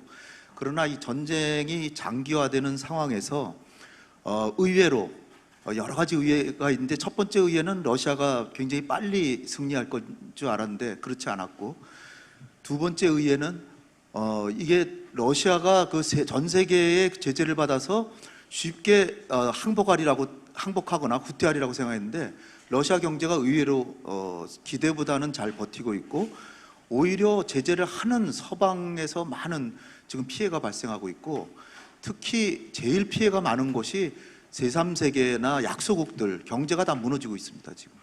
그래서 세계 경제가 이렇게 심각한 타격을 받아, 스리랑카 같은 데는 완전히 파탄 났잖아요 경제가. 그래서 이 전쟁이 대치 국면이 진행되고 있는데 이것이 한계에 도달한 것이 아닌가. 푸틴은 엊그저께 얘기한 게 지금 시작에 불과하다, 또 이렇게 나오고 있어요. 뭐 허풍이라고 보여지긴 하지만 하여튼 계속하겠다는 얘기입니다. 유럽의 여론을 보면 이 전쟁은 결국 유럽에서 일어나고 있잖아요. 그래서 유럽 국가들의 여론이 상당히 중요한데, 유럽의 여론은 이미 전쟁의 평화적 종식에 대한 지지가 러시아를 응징하는 전쟁을 지속해야 된다는 것보다 훨씬 앞서고 있습니다. 그러니까 유럽의 대부분의 사람들은 야, 이제 전쟁 어떻게든 빨리 좀 끝났으면 좋겠다 하는 여론이 더 강해지고 있는 거죠. 그 다음으로 이제 중요한 나라가 미국인데, 미국의 바이든 대통령도 상당히 어려운 입장입니다. 기존에 러시아에 대해서 강력한 입장을 보였고, 우크라이나를 적극적으로 지지하고 있기 때문에 쉽게 지금 휴전해라라고 얘기하기 참 어려운 형편이죠. 그리고 11월 중간선거를 보면 미국 국민들 여론도 생각하게 되는데, 처음에는 미국 국민들이 어떻게든 러시아를 혼내줘야 된다는 데 기울었지만 지금은 인플레가 너무나 심해가지고 천정부지로 기름값 같은 게 오르니까 국민들도 지금 지쳐가고 있습니다. 그러니까 미국 대통령으로서도 협상을 서두르라고 말하기는 어렵지만 내심 휴전도 고려할 수밖에 없는 이런 상황이 되고 있는 것이 아닌가. 그런 상황에서 독일이나 프랑스 같이 서유럽 국가들은 전쟁을 빨리 끝내기를 사실상 원하고 있기 때문에 서유럽 국가들은 심각한 게 에너지 위기가 왔고요, 경제적으로 매우 어렵고 난민 문제가 정말로 심각합니다. 그렇기 때문에 프랑스나 독일의 지도자들이 바이든 대통령이나 젤렌스키 우크라이나 대통령에게 협상을 촉구하리라고 저는 지금 예상이 됩니다. 그렇게 되면은 빠르면 가을쯤에 휴전 협상이 시작되지 않을까 이렇게 생각이 되고요. 그렇지만 어려움이 있습니다. 왜냐하면 러시아는 대러 제재가 해제되지 않고는 휴전 않겠다라고 하는 그런 강력한 의지를 갖고 있고요. 또 젤렌스키 대통령도 영토를 회복하지 않으면 휴전하지 않겠다. 전쟁을 직접 하고 있는 나라들은 휴전할 생각이 없는 거예요. 따라서 가을쯤에 협상은 시작되지만 타결 전망은 상당히 회의적입니다. 그렇게 되면 결국 장기화 가능성이 있는데, 그럼 장기화라고 하면 어떻게 되냐? 지금 휴전하면은 동부의 돈바스만 뺏기고 여기서 휴전할 수도 있는데, 장기화가 되면 아무래도 러시아가 우크라이나 남부를 다 점령해서 흑해를 완전히 차단해서 우크라이나가 내륙 국가로 전환 될 수 있고요. 더 장기화되면 그 바로 옆에 서쪽에 몰다비아라는 나라인데, 몰다비아에 러시아군이 주둔하고 있습니다. 거기 트란스니스트리아라는 곳인데 거기까지 연결할 수까지도 있을지도 모릅니다. 그래서 우크라이나가 동서로 동남부와 나머지로 한반도처럼 이렇게 분단되는 그런 상황도 생각해야 되기 때문에 어떻게 보면은 전쟁은 아주 합리적으로 본다면 지금 가능한 빨리 휴전하는 것이 좋다라고 보는데 젤렌스키나 푸틴의 입장은 그렇게 생각되지 않고요. 이런 상황에서 우리나라는 그 서방과 함께 대러 제재를 가하고는 있습니다만은 가치 해결을 하는 것은 지당하고 옳고 문재인 정부에서 취약했던 점을 상당히 보완하는 측면에서 굉장히 옳지만 우리가 한번 얘기한 것을 그대로 지키지 못하면 대한민국의 신뢰가 손상됩니다. 따라서 우리가 행동할 수 있는 것까지를 잘 생각해서 그 부분까지 가치를 얘기를 해야 되고 그리고 한번 얘기하면 지켜야 됩니다. 여기서 신뢰성을 얻고 미국이나 일본뿐 아니라 중국이나 러시아도 한국이 어느 수준의 외교를 하겠구나 하는 예측 가능성을 높여서 대한민국의 신뢰도 증진하고 한미동맹은 물론 더 강화하고 한미일 협력도 하고 중국과 러시아하고도 적대 관계로 가지는 않는 것이 대한민국 외교가 현명하게 가는 게 아닌가 저는 그렇게 생각합니다. 네. 네, 감사합니다. 오늘 또 한국의 글로벌 위상 어떻게 또 증진을 시킬 것인지, 이를 통해서 또 한미 역할과 협력을 어떻게 또 확대를 해나갈 것인지 생각할 거리들을 많이 던져주신 것 같습니다. 오늘 고견을 나눠주신 영김 의원님, 나경원 대표님, 그리고 홍영희 원장님 감사드리고요. 아쉽지만 오늘 패널 토론은 이렇게 마무리를 하겠습니다. 일단 플로어를 오픈을 해서 학생들의 질문 있는 한번 들어보도록 하겠습니다. 네, 우리 기현 의견 전해주신 패널분들께 우리 여러분들의 큰 박수 다시 한번 부탁드리도록 하겠습니다. 자, 여기 이 자리에도 비영리 봉사단체 코액트 학생들이 정말 많이 참여를 했는데요. 국제사회 담론을 주도적으로 이끌고 있는 이 한미 양국 고등학생들의 질문 순서 이어지도록 하겠습니다. 네, 먼저 영김 의원님께 레이첼 팍 학생의 질문이 있겠습니다. 질문 부탁드릴게요.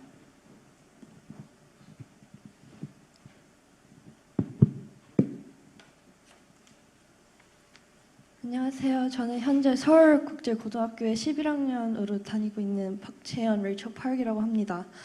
제가 물어보고 싶었던 질문은 러시아와 우크라이나 간의 평화를 구축하기 위해 한국 정부가 접근할 수 있는 가장 가장 적절한 대응법은 뭐라고 생각하십니까? 네, 레이첼 질문해 주셔서 감사합니다. 그거에 대해서는 지금 우리 그 패널리스트께서 마지막 그때 잘 정리를 해주신 것 같아요. 그래서 제가 더 어떻게 더 애드를 할 수 있을까 모르는데 아까 우리 나경원 의원님께서 말씀하신 것 중에 그 글로벌 중추 국가로서 책임을 다해야 된다는 그런 내용 전적으로 동감하고 또 한국이 그런 차원에서 그 다른 그 우방 국가들과의 그 협력을 하면서 유크레인에서 지금 아무래도 우리 그 저기 윤 패널리스트께서 말씀하셨듯이 우리가 그 협력을 잘 해야 될 것 같습니다. 지금 미국에서는 처음에 그 유크레인 그 사태가 터졌을 때 제일 처음 하려고 그랬던 것은 그 financial sanctions 그것을 이제 제재를 이제 하면서 경제 제재죠. 그거를 우리가 그 프로포즈를 하면서 우방 국가들이 함께 조인하기를 원했습니다. 그런 그 미국의 그 이렇게 프로포즈가 있고 그럴 때 한국에서 아무래도 그런 그 다른 나라들과 힘을 합하는 그런 차원에서 도움을 줄 수가 있고요. 또 계속해서 그 유크레인 상태를 지켜보면서 중국이 러시아에게 많이 도움을 주고 있다는 그런 그 인텔리전스 리포트가 많이 또 우리가 감지하고 있지 않습니까? 그런 상황에서 거기에 협력을 하고 있는 중국을 견제하기 위한 제가 의회에서 Dictator Act라는 그런 법안을 또 상정을 했어요. 그리고 또 저희 동료 의원도 Access Act라고 그래서 중국이 러시아에 도움을 주면서 계속 러시아가 유크레인을 그 침략하는데 계속적인 그 도움을 주지 않도록 하는 거기에 대한 그 샌션스도 저희가 스트롱걸 하기 위해서 이런 모든 것을 볼 때 아무래도 좀 그 협력을 그러니까 멀티 퍼포스에서 한국이 그런 차원에서 도움을 줄 수 있을 것 같고 지금 미국은 아까 말씀드렸듯이 유크레인이 그 네이토 컨트리가 아니기 때문에 저희가 할 수 있는 그 다른 방법으로 최대한으로 도움을 많이 줬습니다. 그 무기도 원하는 대로 많이 저희 그 국회에서도 그 예산을 증가시키면서 도와줬고 지금 그런 차원에서 한국도 지금 많이 도와주고 또 계속해서 그 디스커션이 있는 걸로 알고 있어요. So I'm sure there are many things that South Korea can do more. 그렇지만 제일 중요한 것은 당사자인 유크레인에서는 이것을 정말 어떤 차원에서 빠른 시일 내에 전쟁을 끝내고 싶은 것인지 아니면 우리 한북 간에 지금 그 38선에 의해서 남북이 분리돼 있듯이 그 지금 이스트 앤 웨스트 그 유크레인으로 나눠지는 그 상황에서 협정을 할 건지 지금 그것은 우방 국가들이 관심을 가지면서 디스커션을 할 수 있지만 최종적인 결정은 유크레인이 해야 된다. 그런 차원에서 한국을 포함한 미국도 주시해 가면서 거기에 대한 유크레인을 서포트를 해야 되지 않나 그런 차원에서 말씀을 드리고 싶습니다.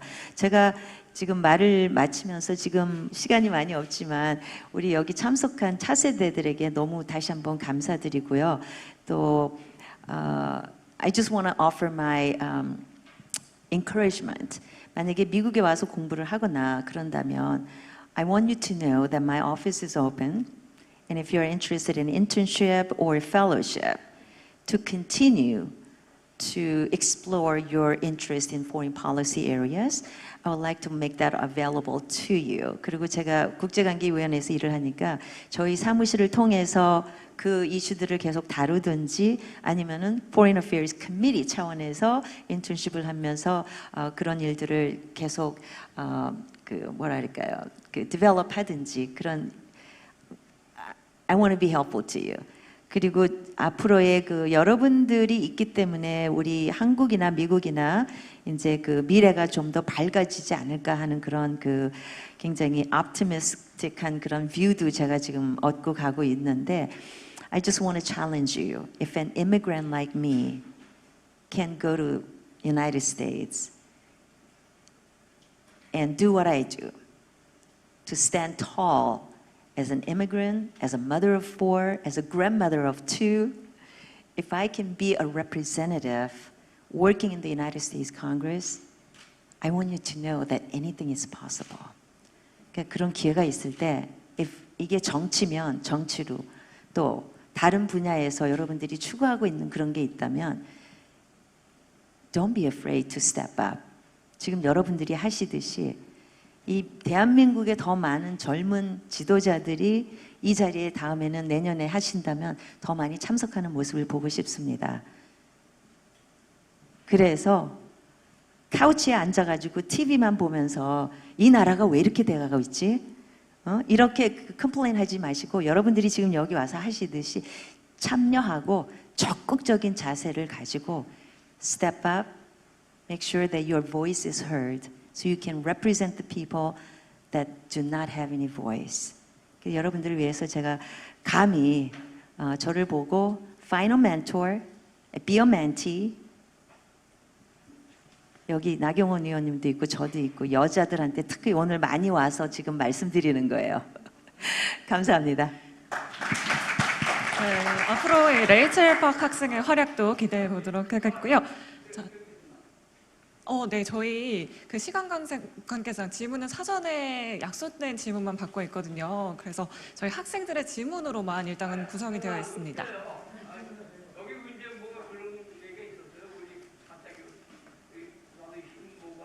네, 저희 질문은 죄송하지만 진행상 사전 접수된 질문만 받고 있다는 점 양해 부탁드릴게요. 질문도 그렇고 여기 지금 얘기하시는 거에서 잠깐 네, 저희 학생들의 질문이 계속해서 기다리고 있어서 네, 계속해서 나경원 대표님께 황지선 학생이 바로 질문 드리도록 하겠습니다. 황지선 학생 질문 바로 주세요.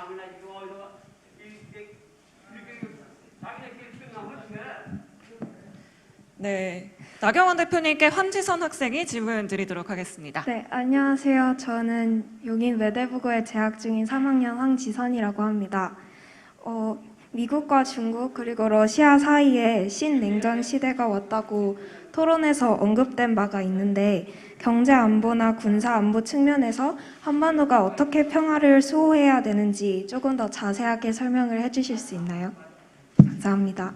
네, 저희 영김 의원님께서는 출국 일정으로 먼저 일어나셔야 한다고 하셔서 저희 나경원 대표님 답변 듣기 전에 먼저 일어나 보도록 하겠습니다. 네, 오늘 좋은 말씀 감사합니다.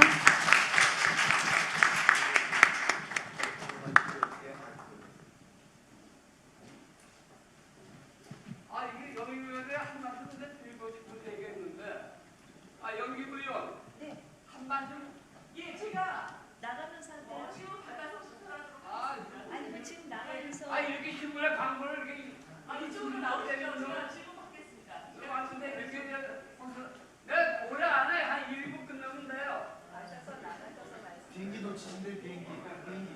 큰 문제 아니구나. 비행기 일정 때문에. 우리 저 영킴 의원님 힘내시라고 박수 한번 쳐드리시죠. 네.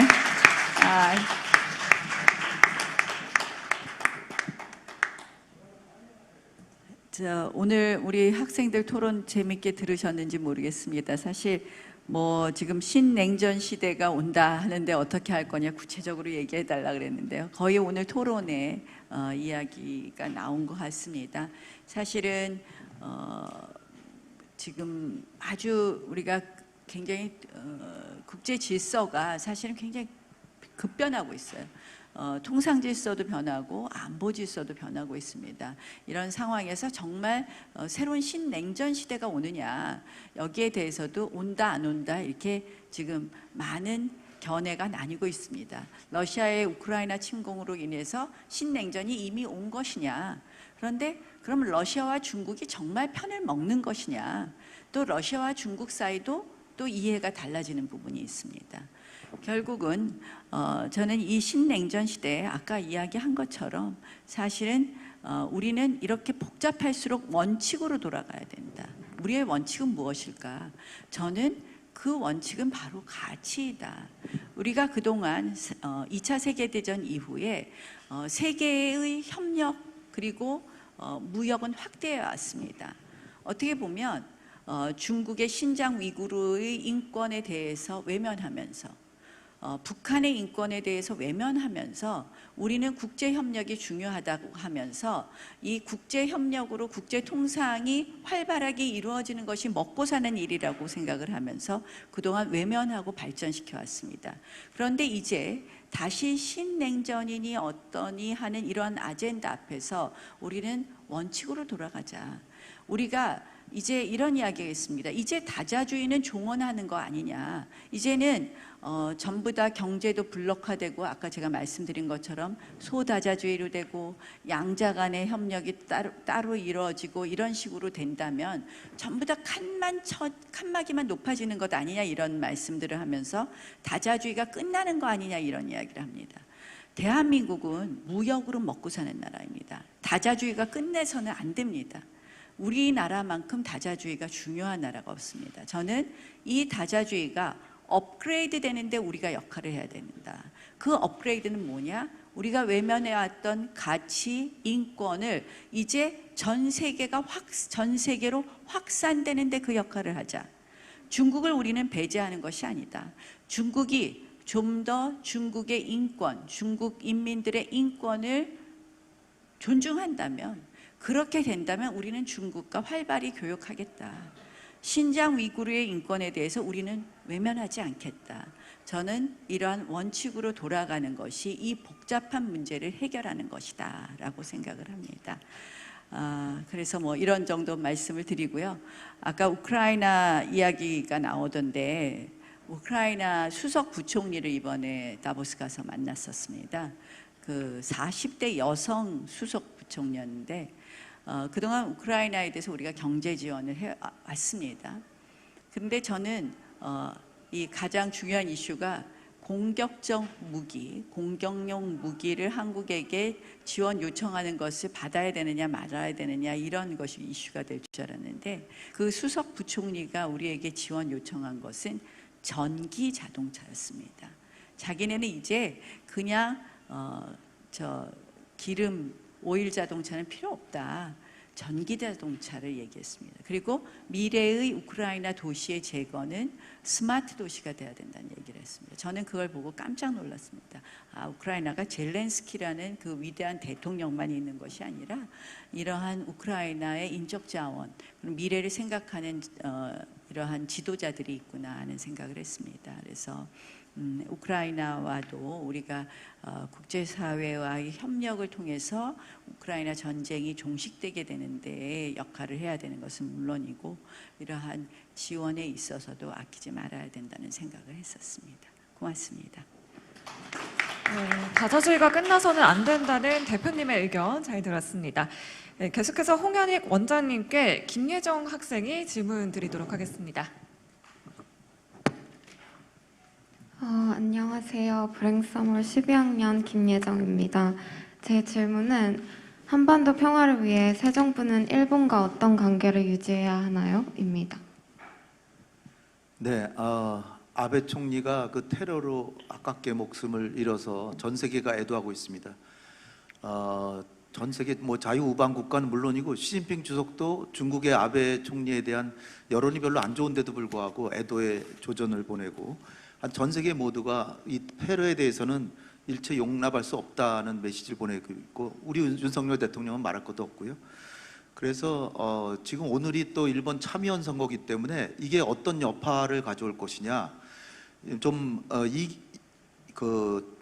예측이 갈리고 있습니다. 첫 번째로 아베 총리가 상당히 그 강경파 아닙니까? 대한 한반도 정책에서는 강경한 입장인데 그래서 아베 총리를 애도하기 위해서 투표에 안 나올 분들도 다 나와서 그 강경 인사들을 다 많이 뽑을 것이다. 따라서 한일 관계가 더 안 좋아질 수도 있다. 강경한 분들이 많이 되니까 그런 얘기도 있고 그러나 이제 대한반도 강경한 입장을 가진 의원들 사이에서 아베 총리가 구심점이었는데 구심점이 이제 무너졌기 때문에 여기가 상당히 약화될 것이다. 이렇게 보기 때문에 그래서 한일 관계에 좋은지 나쁜지가 엇갈리고 있어요.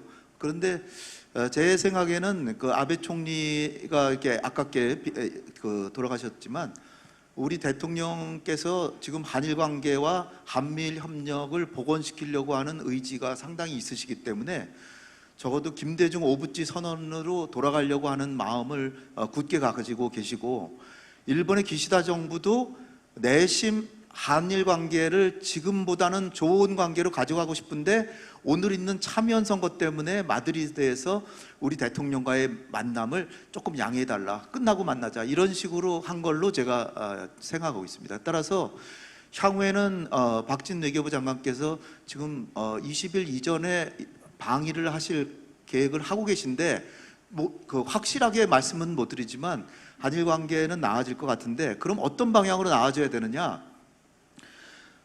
무엇보다도 위안부나 징용 피해분자분들의 인권과 존엄을 회복하는 방향으로 해야 된다는 것은 그 원칙은 우리가 깰 수 없을 것 같습니다. 그분들이 적절한 대우와 사과를 받지 못했기 때문에 그것이 첫 번째 원칙이고 두 번째는 일본이 우리보다 더 국력도 강하고 책임 있는 동북아의 국가로서 동북아의 평화와 안정에 기여하는 그런 체면을 지켜주는 일본의 체면을 좀 고려해서 결국은 타협점이 마련돼야 될 것 같은데 결국은 우리가 지금 선진국이 됐기 때문에 따질 건 따져야 된다는 측면에서 사과는 받되 경제적인 부분, 징용이나 위안부에 대한 배상이 있잖아요. 그건 사실상 돈으로 해결하는 건데 이런 재정적인 문제에 있어서는 우리가 상당히 전향적으로 양보하면서 그렇지만은 확실한 일본 측이 잘못했다는 것은 받는